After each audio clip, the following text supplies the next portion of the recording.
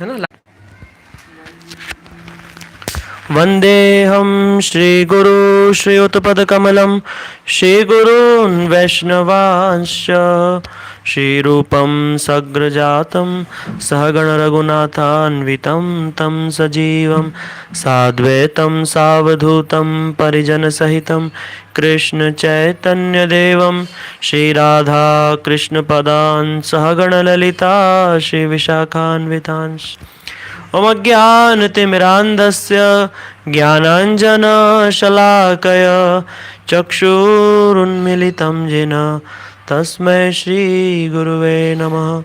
गुरुवे गौरचन्द्राय राधिकाय तदालय कृष्णाय कृष्णभक्ताय तद्भक्ताय नमो नमः। श्रीकृष्ण चैतन्य प्रभु नित्यानंद श्री अद्वैत गदाधर शिवसादि गौरभक्त वृंद। हरे कृष्ण कृष्ण कृष्ण हरे हरे, हरे राम राम राम हरे हरे। हरे कृष्णा। आप सभी का स्वागत है गीता शास्त्री कोर्स की। ये जो कल की ही क्लास है जो पोस्टपोन्ड होकर के आज हो रही है सुबह में, आप सभी का स्वागत है। हम लोग थोड़ी देर कीर्तन कर लेते हैं, बस एक दो बार, ताकि जो लोग अभी नहीं आए हैं वो आ जाएंगे। हाँ। जय राधा माधव जय कुंज बिहारी, जय राधा माधव जय कुंज बिहारी, जय गोपी जन वल्लभ जय गिरिवर धारी, जय गोपी जन वल्लभ जय गिरिवर धारी, जय यशोदानंदन ब्रज जन रंजन, यशोदानंदन ब्रज जन रंजन, यशोदानंदन ब्रज जन रंजन, यशोदानंदन ब्रज जन मुना तीरा वनचारी, मुना तीरा वनचारी, जय राधा माधव जय कुंज बिहारी। हरे कृष्णा कृष्ण कृष्ण हरे हरे, हरे राम राम राम हरे हरे, हरे कृष्ण कृष्ण कृष्ण हरे हरे, हरे राम राम राम हरे हरे, हरे कृष्ण कृष्ण कृष्ण हरे हरे, हरे राम राम राम हरे हरे। हरि बोल हरि बोल हरि बोल हरि बोल, निताय गौर हरि बोल हरि बोल हरि बोल हरि बोल, निताय गौर प्रेमानंदे हरि हरि बोल। आप सभी का फिर से स्वागत है। पिछली क्लास में हम लोगों ने श्रवण किया था कि किन पिछली क्लासों में हमने बहुत कुछ श्रवण किया है। हम आशा करते हैं कि आप सभी लोग नोट्स बना रहे होंगे, उन्हें याद कर रहे होंगे। पिछली क्लास में हमने जाना था कि किस प्रकार अर्जुन जो है अपने रथ को जब दोनों सेनाओं के बीच में जब कृष्ण खड़ा कर देते हैं, तो प्रतिद्वंदियों के रूप में जब अर्जुन देखते हैं कि मेरे ही पितामह गुरु वर्ग, मेरे ही सगे संबंधी मामा चाचा जब युद्ध के लिए खड़े हुए हैं, तो अर्जुन को वहाँ मोह हो जाता है। अर्जुन शोकग्रस्त हो जाते हैं कि स्वजनों को मार करके ही ये जो राज्य अगर मिले तो इस राज्य का सुख का भी क्या लाभ, जिनके लिए मैं युद्ध करना चाहता हूँ। जैसे कि हम लोग जब कोई प्राइज़ जीत करके लाते हैं, क्यों घर में सबको दिखाते हैं कि देखो मैं जीता, हाँ, घर वालों के साथ में हम लोग खुशियों को बांटते हैं। तो ये जो राज्य को मैं जीतूंगा, तो जिनके लिए मैं चाहता हूँ जीतना, जैसे पितामह भीष्म आदि गुरु को दिखाएंगे कि देखो मैंने कितना पराक्रम दिखाया, वो सब तो रहेंगे ही नहीं। तो ऐसे युद्ध को जीत करके भी क्या लाभ। और वो मोहग्रस्त हो जाते हैं। अर्जुन बहुत सी बातें बोलते हैं कि अगर ऐसा होगा तो वर्ण संकर हो जाएगा, स्त्रियां दूषित हो जाएंगी, समाज में अस्त व्यस्त सब सारी व्यवस्था गड़बड़ा जाएंगी, समाज को पुनर्गठन करने में बड़ी समस्या होगी। हे कृष्ण, अब आप ही मेरा मार्गदर्शन कीजिए, मुझे कुछ भी समझ नहीं आ रहा है। ऐसा कह करके अर्जुन कहते हैं शिष्यस्त्याम शादी माम त्वाम शरणम। और अर्जुन जो है वो जा करके रथ के पिछले भाग में गांडीव को छोड़ करके और पिछले हिस्से में जा करके बैठ जाते हैं कि हे कृष्ण, मैं आपका शिष्य हूँ, मैं आपका शरणागत हूँ और आप ही मेरा मार्गदर्शन कीजिए। अब तक अर्जुन ही बोल रहे थे, अब तक कृष्ण ने कुछ भी नहीं बोला है। अब तक कौन बोल रहे थे? अब तक अर्जुन, पार्थ ही बोल रहे थे। लेकिन जब अर्जुन कह रहे हैं कृष्ण मैं आपका शिष्य हूं, हाँ आप जगत गुरु हैं, आप मेरा मार्गदर्शन कीजिए, मैं आपके शरणागत हूं। हाँ, और भगवान का एक गुण क्या है? वो शरणागत वात्सल्य है। जो भी भगवान के शरण में जाता है, जो भी भक्ति के साथ भगवान के शरण में जाता है, भगवान उनके प्रति वात्सल्य भाव रखते हैं। तो यहाँ पर जो है अर्जुन को अपना शिष्य देख करके और वहाँ पे भगवान जो है अब अर्जुन को उपदेश देंगे। तो जैसे यहाँ पर ये श्लोक आज की क्लास के अंदर हम लोग ये 2 श्लोक सीखेंगे। इसमें पहला लिखा है श्री भगवान उवाच, अब भगवान कहेंगे। उसके पहले हमने समझा था कि ये शरणागति का क्या अर्थ होता है। हाँ, शरणागति का हमने अर्थ समझा था। देखिए, हम लोग हैं ब्रह्म मध्व गौड़ी संप्रदाय के अंतर्गत हम लोग भजन कर रहे हैं। हम सब ने पहले हमारी गुरु परंपरा सब जानी थी, पूर्व में शुरू की 1-2 क्लास में हमने ये सब जाना था। देखो, इस परंपरा का क्या महत्व है, इस परंपरा की कैसी वैशिष्ट है, इसको आज थोड़ी सी छोटे सी उदाहरण के माध्यम से हम लोग समझते हैं। कैसे? देखिए, ये परंपरा चली आ रही है ब्रह्मा जी से नारद, नारद जी से वेद व्यास जी से शुकदेव, ऐसे करते करते आगे आते फिर मध्वाचार्य जी हुए, है ना, कलयुग के अंदर मध्वाचार्य। फिर मध्वाचार्य जी के आगे आते आते माधवेंद्रपुरी पाद जी, ईश्वरपुरी पाद जी, चैतन्य महाप्रभु के बाद इसका नाम पड़ गया गौड़ीय ब्रह्म मध्व गौड़ीय संप्रदाय। पहले ब्रह्म संप्रदाय था, अब ब्रह्म मध्व गौड़ीय संप्रदाय हो गया। ऐसे करते करते आगे आते आते उसमें शिल प्रभुपाद, हाँ, शिल भक्ति सिद्धांत सरस्वती ठाकुर प्रभुपाद, उसके बाद में हमारे परम गुरुदेव नित्य लीला प्रविष्णु विष्णुपाद अष्टोत्तर, हाँ, श्रीमद भक्ति प्रज्ञान केशव गोसाई महाराज, नारायण गोसाई महाराज, शिल भक्ति वेदांत स्वामी महाराज जी। ऐसे करते करते आज हम ये भजन कर रहे हैं। इसी क्रम में प्रभुपाद के पहले बहुत बड़े आचार्य, प्रभुपाद के पिता भी हैं और आचार्य हुए, उनका नाम है शिल भक्ति विनोद ठाकुर। जो हम कीर्तन करते हैं ना, गौड़ीय गीति गुच्छ गौड़ीय कीर्तन हम करते हैं, ज़्यादा करके जो कीर्तन है वो शिल भक्ति विनोद ठाकुर जी ने बड़े सुंदर सुंदर, राधा कृष्ण प्राण मोर जुगल किशोरा, जय जय राधा कृष्ण जुगल मिलन, ये भी उनका कीर्तन है। जो हम गौर आरती गाते हैं कि वह जय जय गोरा चांदेर आरती को शोभा, ये भी उनका कीर्तन है। और सुबह के कीर्तन विभाव ऋषेश आलोक प्रवेश निद्रा छाड़ी उठो जीवा, ये भी उन्हीं की आरती। तो भक्ति विनोद ठाकुर जी ने जो कीर्तन लिखे ना, ये मात्र एक भगवान की स्तुति कीर्तन नहीं, इसके अंदर शास्त्रों के बड़े गूढ़ रहस्य भी उसके अंदर में छुपे हुए हैं। उसी एक कीर्तन के अंदर, वहां पर जो हमने पिछली बार शरणागति सुनी थी, एक कीर्तन के अंदर उन्होंने कैसी शरणागति भक्त की होनी चाहिए, उन्होंने बड़ी सुंदर एक राग के अंदर, एक बड़े सुंदर क्रमबद्ध रूप में एक कीर्तन के अंदर उन्होंने, भक्ति विनोद ठाकुर जी ने, ये जो शरणागति भक्तों के अंदर होनी चाहिए उसका वर्णन किया है। ये कीर्तन को रोज गाना चाहिए। गौड़ीय मठों में तो रोज इस कीर्तन को सुबह में गाते हैं। श्री कृष्ण चैतन्य प्रभु जीव दया करी, स्वपार्षद स्वीय धाम सह अवतारी। अब यहाँ पे अब आगे से दूसरी लाइन से शरणागति चालू हो रही। क्या शरणागति कैसे चालू हो रही है? धन्य आत्मनिवेदन गोतृप्ते वरण अवश्य रक्षिबे कृष्ण विश्वास पालन भक्ति अनुकूल मात्र कार्य स्वीकार भक्ति प्रतिकूल भाव ब्रजनांगिकार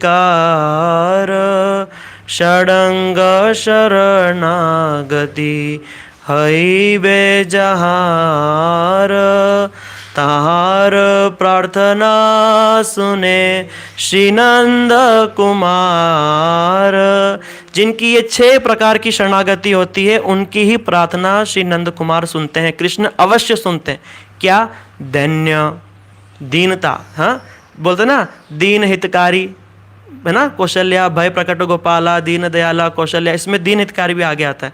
हाँ, दीन जनों के प्रभु, दीन बंधु जगत पते, हाँ, दैन्य आत्मनिवेदन, अपने आप को निवेदन करना, गोतृप्ते वरण, मैं भगवान मेरा पालन करेंगे, मेरी इंद्रियों का भगवान पालन करेंगे, पूर्ण विश्वास होना, अवश्य रक्षी बे कृष्ण विश्वास पालन, हाँ, भगवान अवश्य रक्षा करेंगे, इसका सुदृढ़ विश्वास भक्त के हृदय में होना चाहिए।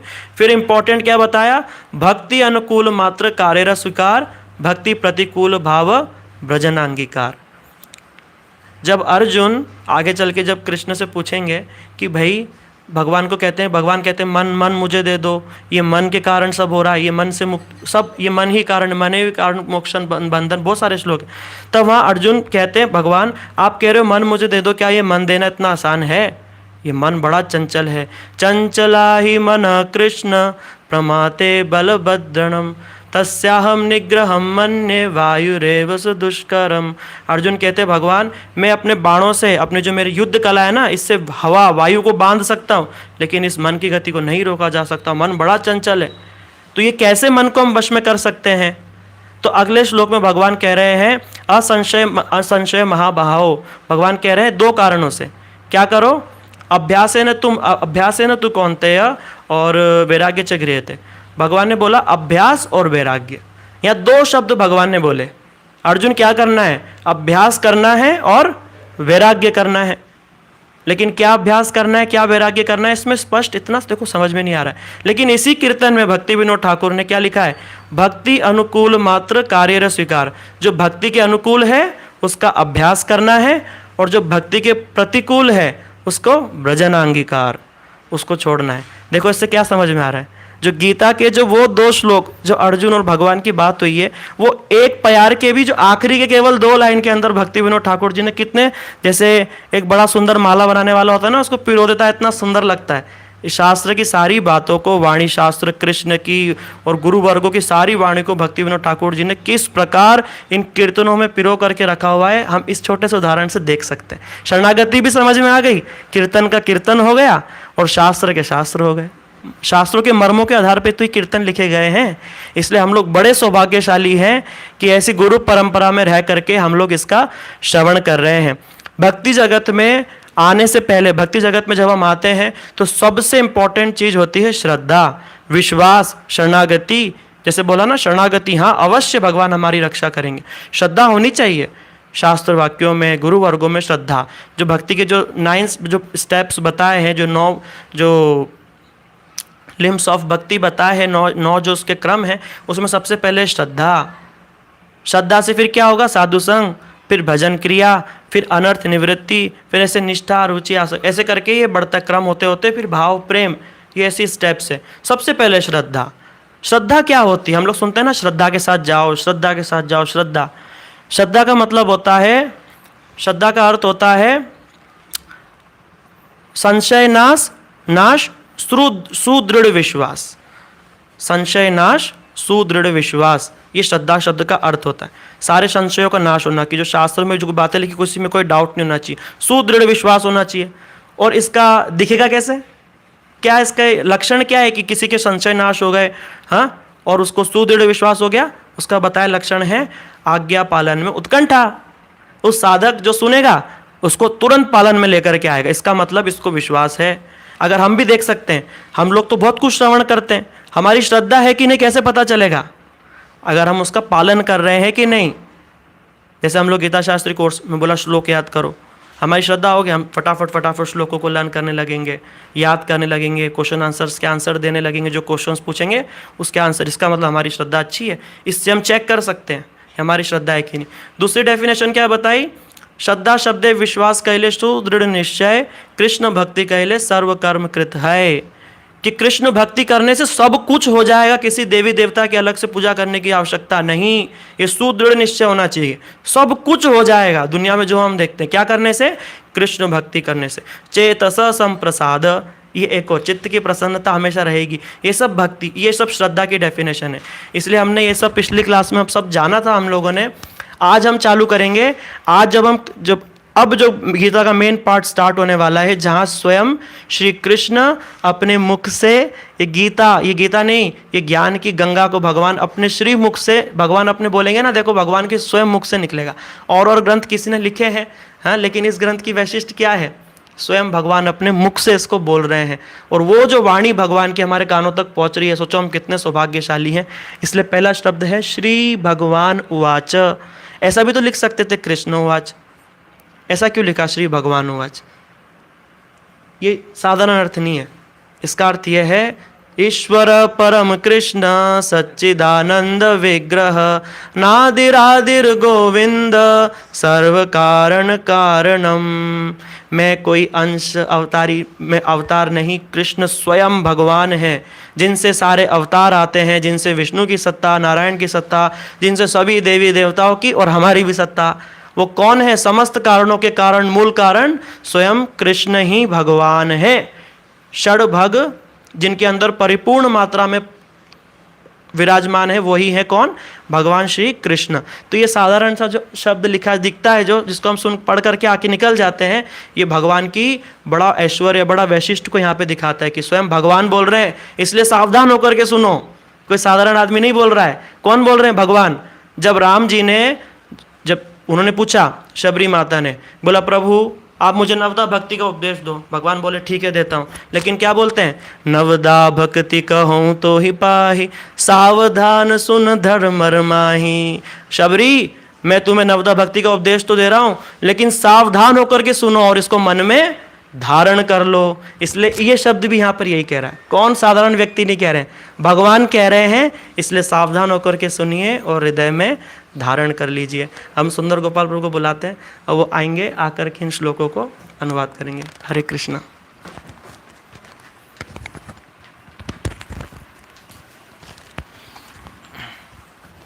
गुरुवे गौरचंद्राय राधिकाय स्तदालय कृष्णाय कृष्ण भक्ताय तद्भक्ताय नमो नमः।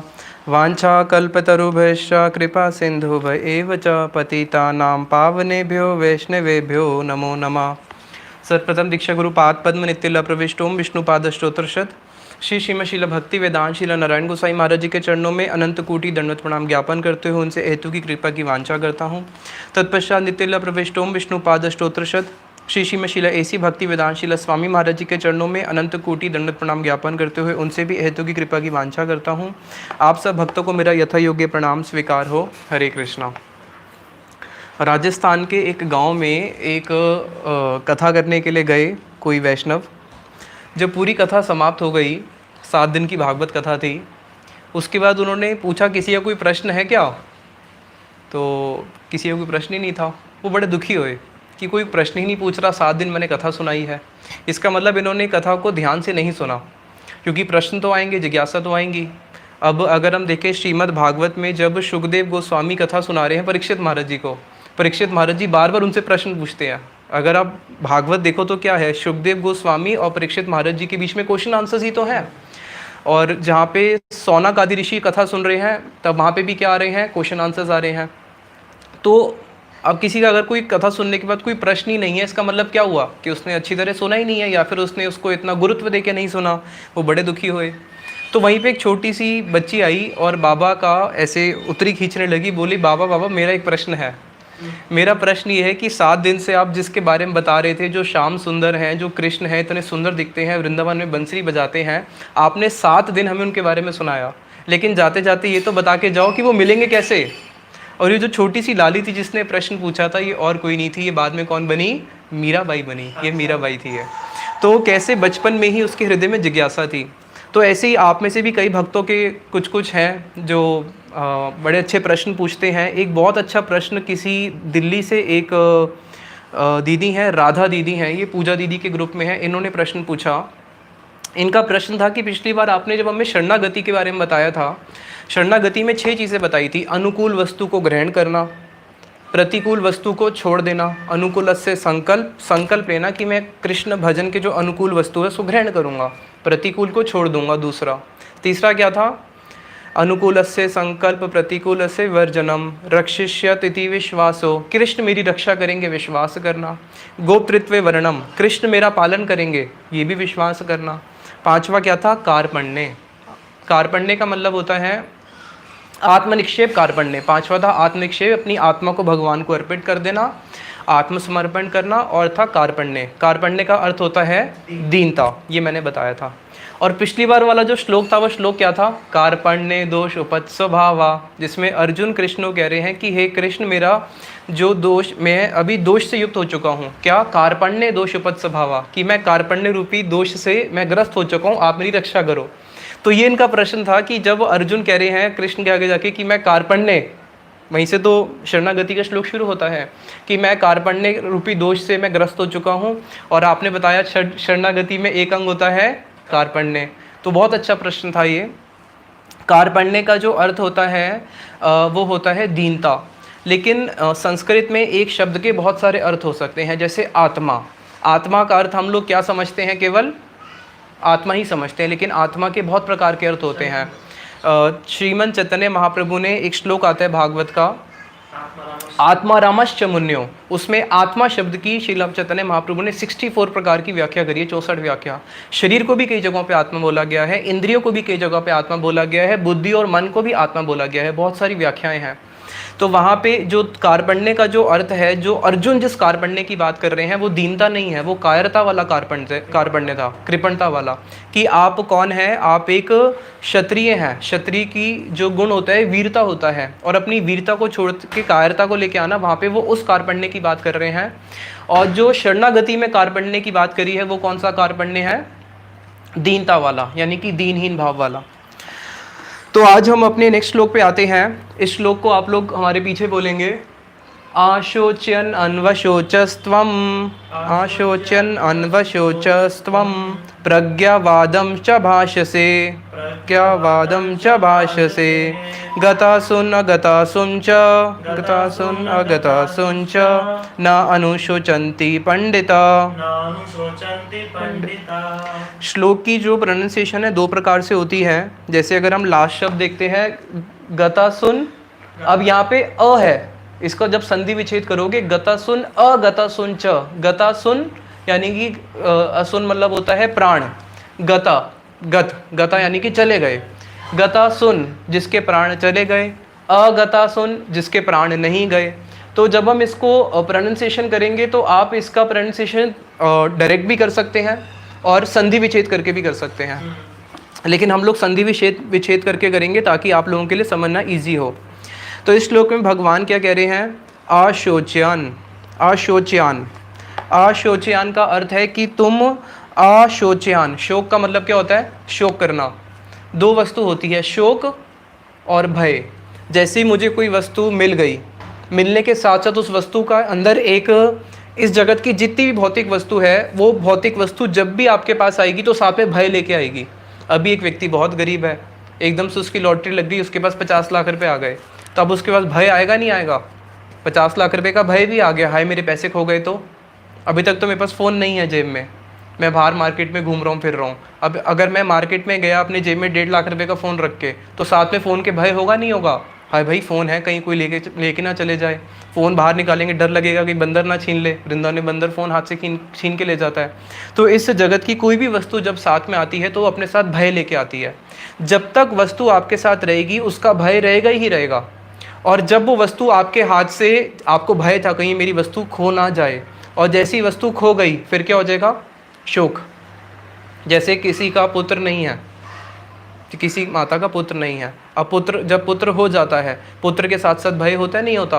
हाय 8 बज के अभी तक आया क्यों नहीं? 8 बजे तक तो आ जाता है, स्कूल से 2 बजे तक अभी आया क्यों नहीं? तो इस जगत की हर वस्तु जो है उसके साथ में क्या होता है?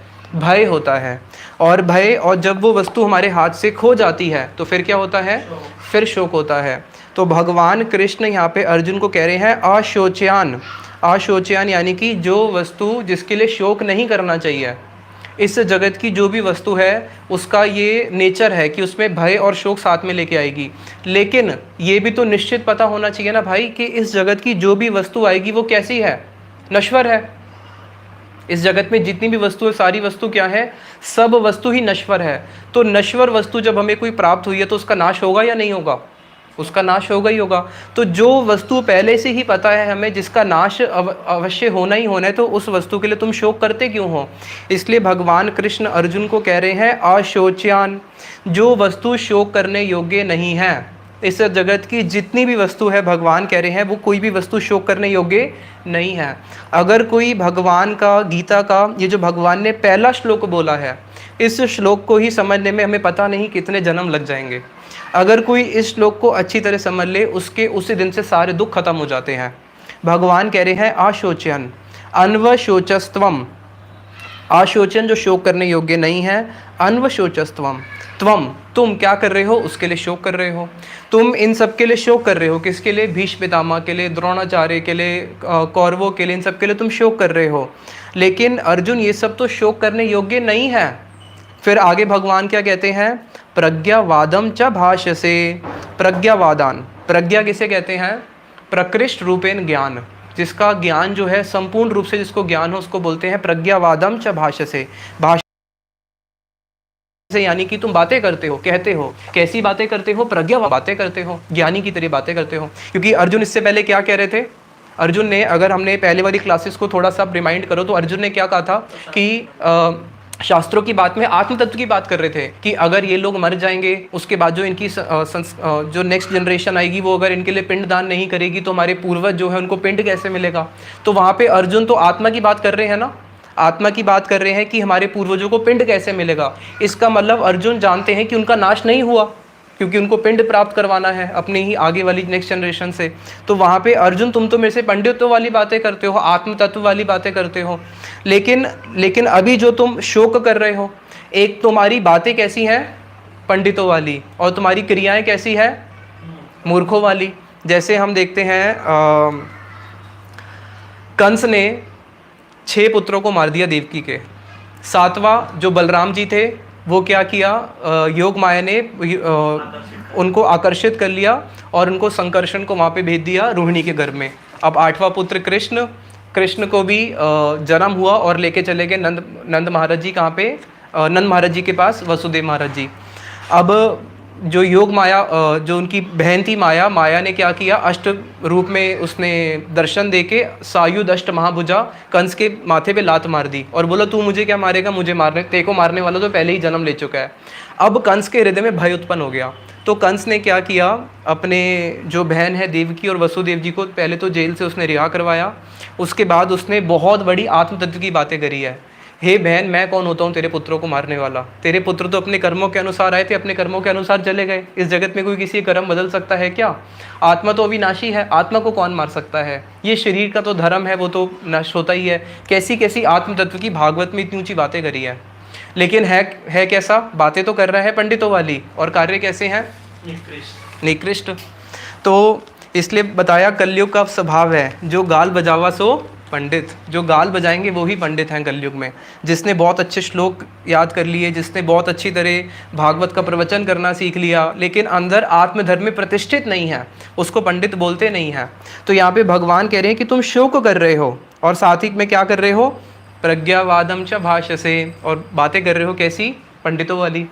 हमारे प्रेमानंद प्रभु जी कहते थे कभी किसी साधु को देखना हो कि वो कितना बड़ा साधु है, जो बहुत बड़ी बड़ी कथाएं करते हैं, जिनके हज़ारों लाखों फॉलोअर्स हैं, प्रभु जी कहते थे हल्की सी खारिश कर दो। खारिश कर दो मतलब उसको हल्का सा छेड़ दो, हल्का सा छेड़ दो, फिर पता चलेगा कि उसके अंदर क्या भरा हुआ है, फिर वो बाहर निकलेगा। तो यहाँ पे भगवान कह रहे हैं कि अर्जुन तुम तो टेस्ट में फेल हो गए, तुमने तो इतनी ऊंची ऊंची में से पहले पंडितों वाली बातें करी और अब तुम शोक कर रहे हो। गता सुन अगता सुन च, गता सुन, असुन मतलब होता है प्राण।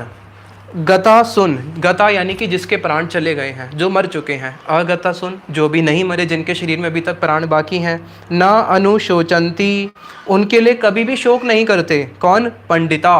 जो पंडित होते हैं वो कभी भी शोक नहीं करता, चाहे कोई जीवित हो चाहे कोई मरा हो, किसी के लिए भी पंडित कभी शोक नहीं करता। श्रीला स्वामी महाराज जी बताते हैं कि पहले के लोग कैसे थे? जो युद्ध करने वाले क्षत्रिय थे, क्षत्रियों के अंदर भी कुछ ना कुछ पंडित होता था, यानी कि क्षत्रिय भी कुछ ना कुछ आत्मधर्म को जानने वाले होते थे। लेकिन आज की तो ऐसी स्थिति है कि पंडित भी नहीं जानते। लेकिन अब हम इस एक एक शब्द का अर्थ लेंगे। पंडित किसे कहते हैं?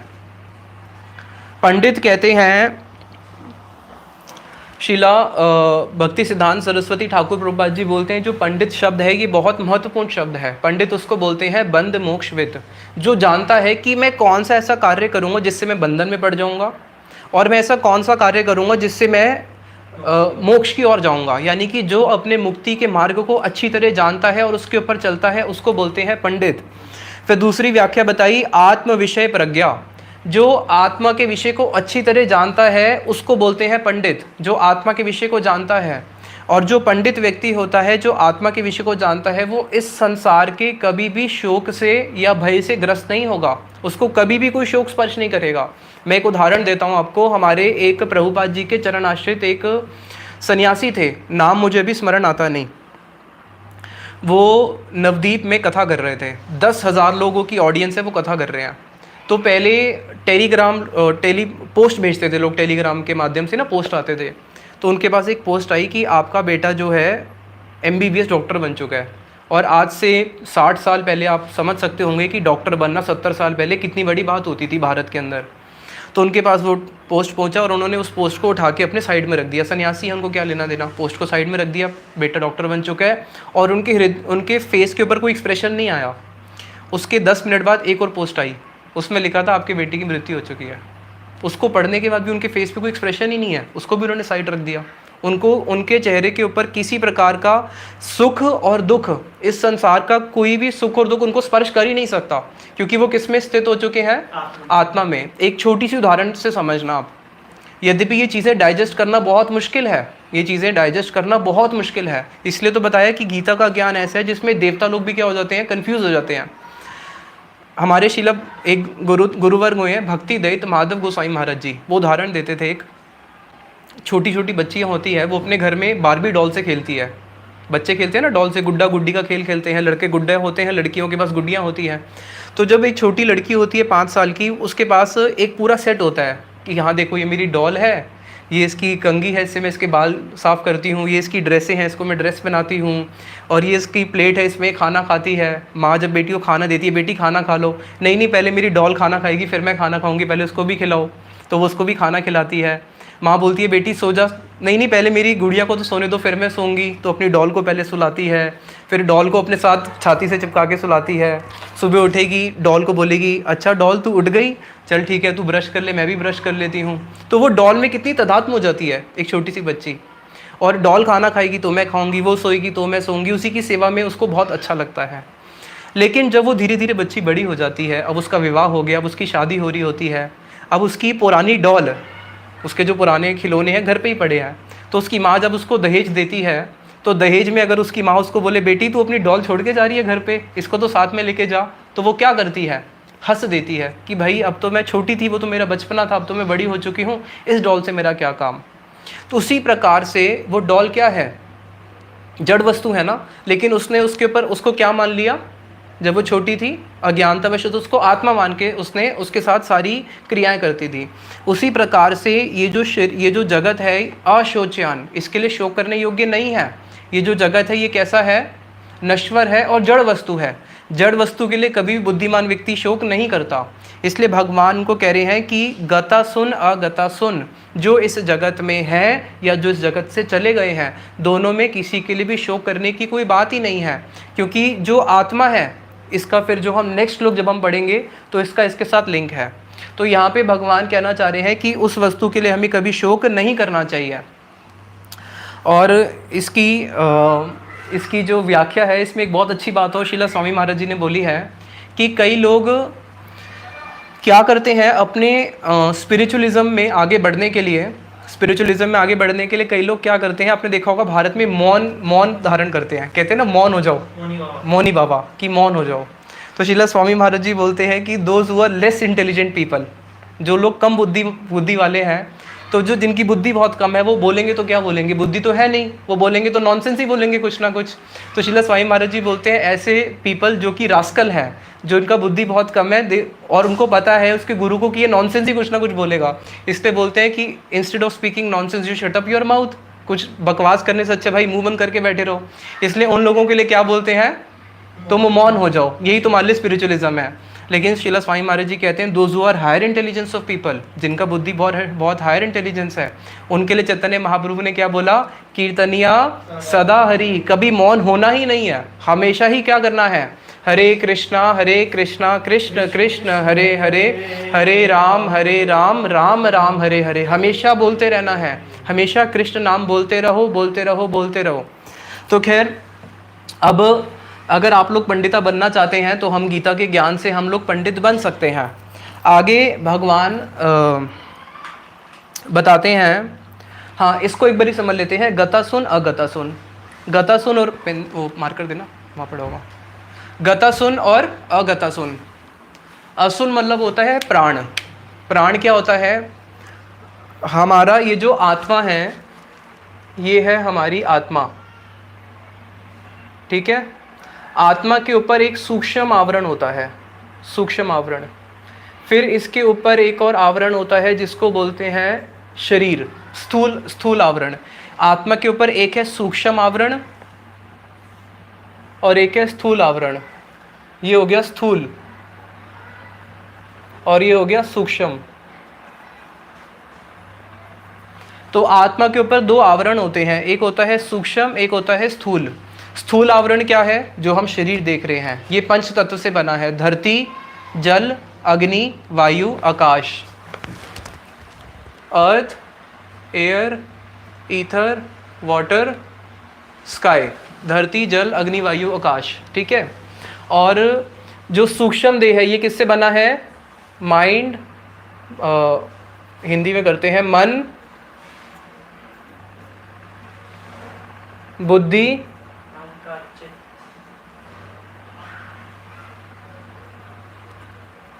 अहंकार और चित्त। ये चार चीज़ें सूक्ष्म आवरण में क्या आता है, मन, बुद्धि, अहंकार और चित्त। तो आत्मा के ऊपर एक है सूक्ष्म आवरण, मन, बुद्धि, अहंकार और चित्त, इन चार लेयर्स का। तो मन के साथ, आत्मा के साथ ये जो सूक्ष्म आवरण है, मन, बुद्धि, अहंकार और चित्त का, ये आत्मा को पूरा पकड़ के रखता है, ये आत्मा से अलग नहीं होता। और जो स्थूल आवरण है, ये हर जन्म में बदलता रहता है। अभी मनुष्य का मिल गया, कभी हो सकता है देवता का मिल जाए, कभी हो सकता है पशु का मिल जाए, कभी हो सकता है कि भूत प्रेत का ही मिल जाए। तो ये जो भी होते हैं स्थूल आवरण हमारे बदलते रहते हैं कर्मों के अनुसार। और मन, बुद्धि, अहंकार, चित्त, ये होता है हमारा सूक्ष्म देह। अब यहाँ पे जो भगवान कह रहे हैं गता सुन, असुन मतलब होता है प्राण। तो प्राण किसको कह रहे हैं यहाँ पे, आत्मा जो है, आत्मा जब शरीर के अंदर रहती है इस सूक्ष्म देह के साथ, आत्मा के ऊपर एक कोटिंग है सूक्ष्म देह की, इस सूक्ष्म देह के साथ जब आत्मा शरीर के अंदर रहती है तो इस शरीर में रहने के लिए उसको आवश्यकता होती है प्राण की। जिस प्राण को आश्रय लेके आत्मा इस शरीर के अंदर रहती है, आत्मा रह तो इस शरीर के अंदर ही रही है, लेकिन ये जो शरीर जो सारा कार्य करता है, ये करता है प्राण से।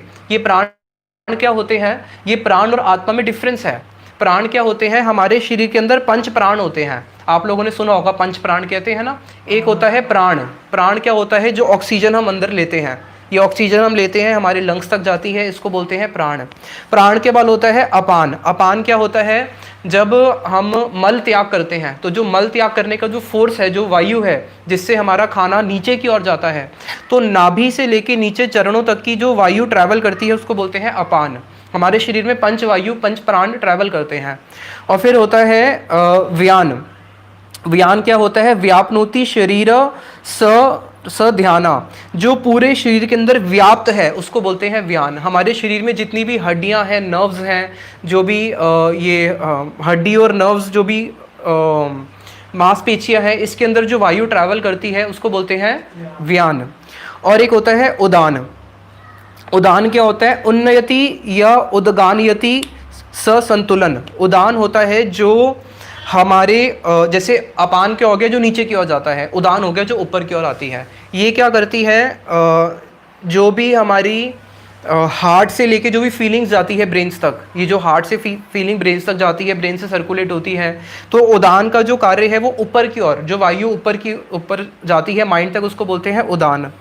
एक होता है सम्मान। सम्मान क्या करती है, जो भी हम खाना खाते हैं, न्यूट्रिशंस जो पूरे बॉडी में सप्लाई करती है उसको बोलते हैं सम्मान। तो ये 5 प्राण होते हैं जिस प्राण का आश्रय लेके आत्मा जो है इस शरीर में रहती है। तो तो कह रहे हैं कि जिसके ये प्राण चले गए हैं या जिसके शरीर से प्राण नहीं गए हैं, दोनों ही केस में शोक नहीं करना चाहिए अर्जुन। तो ये जो आत्मा है, आत्मा के ऊपर हो गया सूक्ष्म देह। सूक्ष्म देह को जो मन बुद्धि अहंकार चित्त, इसमें से सबसे स्ट्रांग क्या है? मन। मन क्या है? सबसे स्ट्रांग है। इसलिए तो कहते हैं ना कि अगर आप देखो जो भी हमारे स्पिरिचुअलिज्म है उसमें मन के ऊपर ज़्यादा ध्यान दिया गया है कि इस दुष्ट मन को समझाना है। दुष्ट मन तुम्ही की सिर वैष्णव, सारे कीर्तन भी मन के लिए हैं। और हो गया स्थूल देह। तो आत्मा जो है, आत्मा क्या है? चेतन वस्तु। दो वस्तु होती है, चेतन और अचेतन। इसको इंग्लिश में हम लोग क्या समझते थे? Living and non living.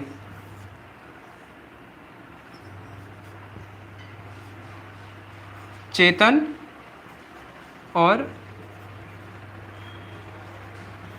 अचेतन। चेतन और अचेतन दो वस्तु होती है, चेतन और अचेतन। तो इस जगत में अगर देखा जाए चेतन वस्तु क्या है? आत्मा। आत्मा हो गई चेतन वस्तु। आत्मा हो गई चेतन वस्तु, ठीक है। शरीर में केवल चेतन वस्तु कौन ही है? आत्मा है, चित्त वस्तु, चेतन, जिसके अंदर चेतना है। और ये हो गया स्थूल शरीर, जो हमने अभी हम एक दूसरे को देख रहे हैं, ये स्थूल शरीर। ये स्थूल शरीर क्या है? अचेतन या चेतन? अचेतन। अचेतन यानी कि जो किससे बना है? धरती जल अग्नि वायु आकाश। तो ये स्थूल शरीर किससे बना है? धरती जल अग्नि वायु आकाश। चेतन का एक स्वभाव है, चेतन का कभी जन्म नहीं होता। और ये एक लॉ है, जिसका कभी जन्म ही नहीं होता उसकी मृत्यु नहीं होगी। और अचेतन, उसका जन्म होता है। और ये भी एक लॉ है, जिसका जन्म हुआ है उसकी मृत्यु होगी। जातस्य ही ध्रुव मृत्यु, जातस्य ही ध्रुव मृत्यु। जिसकी मृत्यु हुई है उसका जन्म होगा ही होगा। तो ये हो गया स्थूल शरीर, अचेतन, धरती जल अग्नि वायु आकाश। समझ में आ रही है? ये हो गया स्थूल शरीर। आत्मा हो गई चेतन वस्तु। आत्मा का जन्म नहीं होता। अब प्रश्न ये है, ये क्या है? सूक्ष्म शरीर क्या है? मन बुद्धि अहंकार चित्त, ये क्या है? ये चेतन है या अचेतन है? समझ में आया?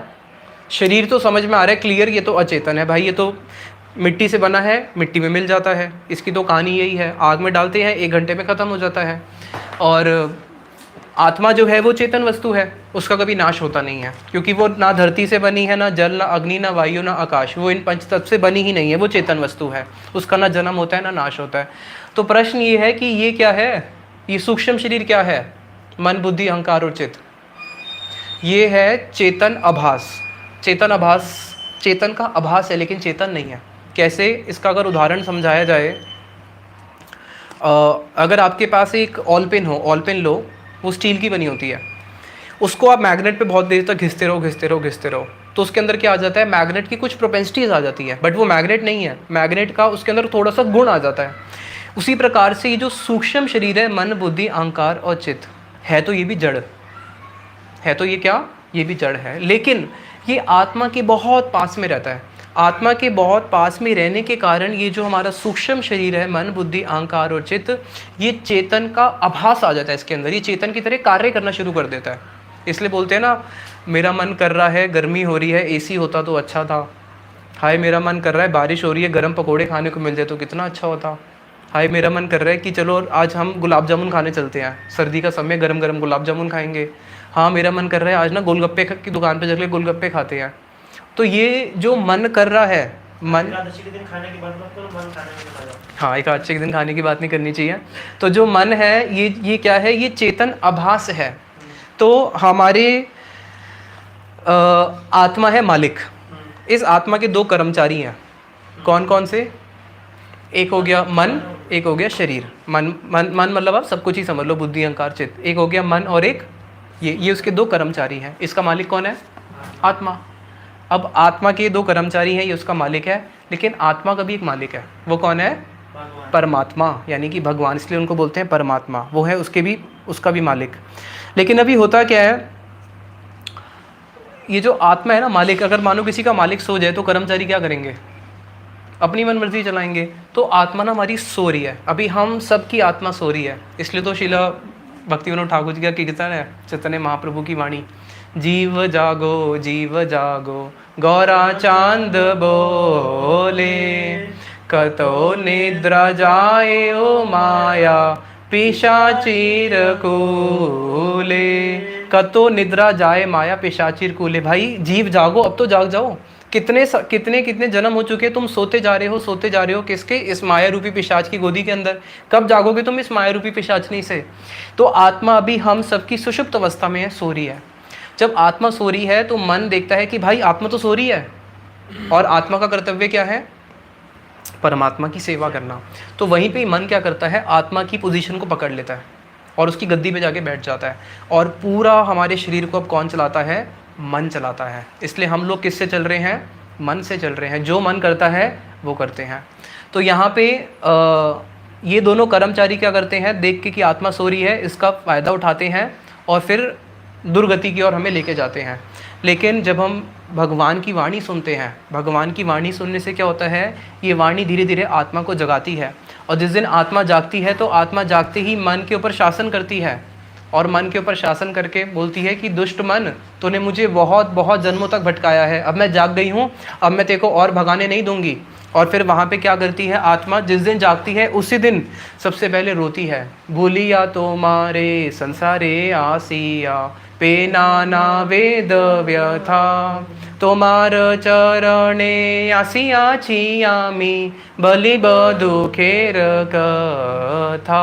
आत्मा जाग के ही रोते हुए भगवान को बोलती है कि हे तुझे भूल के भगवान में इस जगत में आ गई, अब मैं और तुझे नहीं भूलूंगी और मैं तेरे पास दोबारा वापस आना चाहती हूँ। तो ये आत्मा के ऊपर दो आवरण है, सूक्ष्म और स्थूल। ये है हमारा जड़ का, और ये है चेतन आभास। और आत्मा किसकी दास है? परमात्मा की। और ये दोनों आत्मा के कर्मचारी हैं जो इसको क्या करते हैं? गलत रास्ते में लेके चले जाते हैं। तो अब हम, क्योंकि ये मैंने आपको इसलिए कॉन्सेप्ट क्लियर करा, अब आगे जो भी हम बातें करेंगे सूक्ष्म देह, स्थूल देह, ये सब बातें आएंगी तो आपको क्लियर हो जाना चाहिए। Thank you.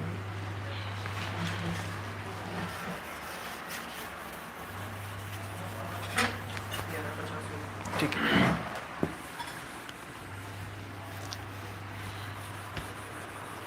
अगला वाला श्लोक जो था, हमारे पास अभी टाइम कम है, हम इसी को ही पहले पूरा कर लेते हैं, वो अगली बार ही लेंगे। अब एक प्रश्न और, अब देखते हैं ये मन किसके मन में प्रश्न आया होगा। प्रभु जी आपने ये तो बता दिया कि वो चेतन है और ये अचेतन है, लेकिन चेतन और अचेतन में क्या फ़र्क है?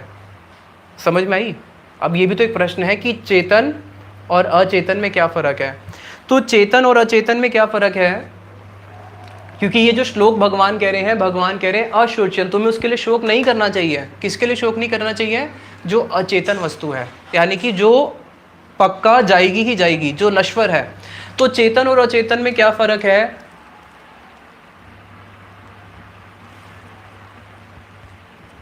Thinking, feeling, willing. हिंदी में होगा इच्छा, अनुभव, क्रिया। चेतन और अचेतन में फ़र्क है इच्छा, अनुभव और क्रिया। हम लोग चेतन वस्तु है, हमारे पास भगवान ने क्या दिया? थिंकिंग, हम लोग सोच सकते हैं। जड़ वस्तु कभी भी सोच नहीं सकती है, ये जड़ वस्तु है, ये कभी नहीं सोच सकती। थिंकिंग, फीलिंग, हमारे को फीलिंग्स होती है, अनुभव होता है, इसके ऊपर कोई भी अनुभव नहीं होता। विलिंग, हम लोग इच्छाएं कर सकते हैं, तो इसकी कोई विलिंग नहीं है। इच्छा, अनुभव और क्रिया, इसको देखा जाए तो विलिंग यानी कि हम लोग कुछ क्रियाएं कर सकते हैं। तो थिंकिंग, हम लोग सोच सकते हैं, सोचने की शक्ति, इच्छा, अनुभव और क्रिया। तो जिनके पास ये तीन शक्ति है, इच्छा, अनुभव, क्रिया, उसको बोलते हैं चेतन। और जिसके पास ये नहीं है उसको बोलते हैं अचेतन। तो ये शरीर क्या है? शरीर है जड़। ये शरीर जड़ है जो कि नश्वर है। इसलिए इसी श्लोक की टीका में एक बहुत अच्छा श्लोक बोलते हैं श्रील स्वामी महाराज जी। भागवतम का श्लोक है, कृमि विड भस्म संज्ञा सेद ही तस्य च भूत द्रुक तत्कृत्य किम वेद निर्वता। कि कृमि विड भस्म संज्ञा, इस शरीर की तीन संज्ञा है। इस शरीर का जो ट्रांसफॉर्मेशन है वो तीन इसके एंड प्रोडक्ट है। कृमि, कृमि मतलब होता है कीड़े। कई जगहों पे क्या होता है, शरीर को दफना दिया जाता है और वहाँ पे फिर अंदर क्या होता है, कीड़े उसको खा लेते हैं। कृमि विड भस्म संज्ञा, विड, विड मतलब होता है मल। कई जगहों पे कुछ ऐसे भी सेक्ट्स हैं जहाँ पे शरीर को क्या करते हैं, कुछ आदिवासी लोग शरीर को ना जलाते हैं ना उसको दफनाते हैं, उसको क्या करते हैं, जाके ऐसे ही फेंक देते हैं जंगल में। हाँ, पारसी लोग ऐसे करते हैं। फिर वहाँ पे क्या होते हैं, वहाँ पे कुकुल श्रृगाल सब आनंद करीबे, महोत्सव करीबे आमा देह लहे। जितने भी कुकुल हैं, श्रृगाल है यानी कि कुत्ते श्रृगाल, ये सारे क्या करते हैं, बड़ा आनंद करते हैं। महोत्सव करीबे अमार दे ले, उस देह को लेके बड़ा महोत्सव बनाते हैं। और फिर क्या करते हैं, नोच नोच के खा जाते हैं। और फिर शरीर का क्या बना, मल, उसको फिर नीचे डिस्क्रिशन के माध्यम से उसको मल के रूप में निकाल देते हैं। तो इस शरीर की 3 गति है, या तो फिर भस्म, अगर जला दोगे तो क्या बन जाएगा, राख बन जाएगा। तो वहाँ पे कह रहे हैं कि भाई बड़े से बड़ा राजा हो, चाहे कोई गरीब हो, चाहे अमीर हो, सबकी शरीर की गति क्या है, यही 3 गति है। अंत में सबका यही 3 है, या तो कृमि, विड या भस्म। तो भाई ये जो शरीर है जिसकी पता है कि अंत गति ही यही होनी है, तो इस शरीर के लिए रोना क्यों। इसलिए इसी श्लोक की टीका में श्रील रामानुजाचार्य जी कहते हैं कि अर्जुन जो है, जो वहाँ पे कृष्ण के सामने रो रहे हैं, अर्जुन कृष्ण के सामने क्या कर रहे हैं, अपना मोह प्रकट कर रहे हैं, रो रहे हैं। तो ना तो वो शरीर के विषय में जान रहे हैं उस समय, ना ही वो आत्मा के विषय में जान रहे हैं। अगर वो आत्मा के विषय में जानते होते तब क्यों रोते, क्योंकि पता है आत्मा का तो कभी नाश होता ही नहीं है।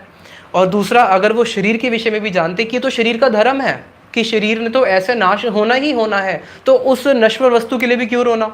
तो वहाँ पे बता रहे हैं कि जो बुद्धिमान व्यक्ति होते हैं वो इस चीज़ के लिए शोक नहीं करते हैं, क्योंकि उनकी आत्मा जो होती है वो जाग चुकी होती है, वो पंडित होते हैं, यानी कि वो जानते हैं कि शरीर और आत्मा में क्या फ़र्क है।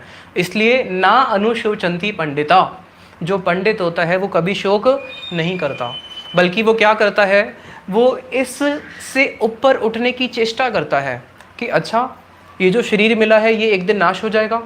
तो भाई क्या कोई ऐसा भी शरीर होता है जिसका कभी नाश ना हो। तो यहाँ से फिर स्पिरिचुअलिज्म शुरू होता है। यहाँ से स्पिरिचुअलिज्म शुरू होता है जब व्यक्ति देखता है कि हाँ, इसका मतलब ऐसा भी कोई एक शरीर है जिसका कभी नाश नहीं होता, तो हमें वो शरीर कैसे मिल सकता है जिसका कभी नाश ना हो। तो फिर वो भगवान ने आगे बताया है कि क्या मार्ग है, कि कैसे अभी हम लोग इस जड़ जगत के अंदर है जहाँ पे हमें बार बार अपना शरीर बदलना पड़ता है, और बार बार शरीर बदलते हैं, छोड़ते हैं। लेकिन इसके अलावा एक और ऐसी दुनिया भी है जहाँ पे किसी को शरीर नहीं छोड़ना पड़ता। तो हम आगे जानेंगे कि फिर कैसे नेक्स्ट श्लोक में भगवान आत्म तत्व को लिंक करते हैं। जो 2nd चैप्टर है गीता का, ये पूरा आत्म तत्व के ऊपर है, पूरा आत्मा के तत्व को ही समझाया गया है। इसमें थोड़ा सा हम लोग ज़्यादा टाइम देंगे, और फिर हम इसके ये जो श्लोक है आपको ये श्लोक याद करना है। फिर हम नेक्स्ट वीक में आपको अगला श्लोक देंगे। यहीं पे वाणी को विश्राम देते हैं। निताई गौर प्रेमानंदे, हरि हरि बोल।